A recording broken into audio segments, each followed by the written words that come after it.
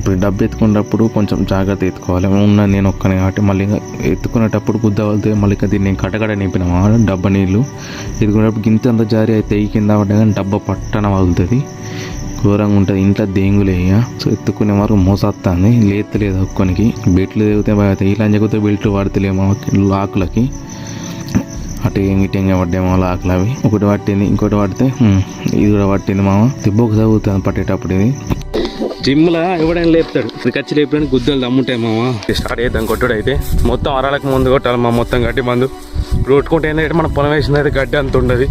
మళ్ళీ అప్పుడు ఇంకోసారి కొట్టుకుంటే రాది అరాల పంటి మొత్తం డబ్బలు లేపేవారు. కొవ్వలే నేను ఒక్కనే కాబట్టి లేపుకున్నా గుద్దాలు కనిపించేటి అన్ని అన్నారాలకు కొట్టుకోవాలి మామ. ఇట్లా మంచిగా నాడుకోవాలి మా మొత్తం గట్ట పంటి గడ్డినంతా మంచిగా చస్తుంది. అంతా మంచిగా చస్తుంది. లేకుంటే మళ్ళీ అట్లనే ఉంటాం మా గడ్డి అంతా ఇట్లా.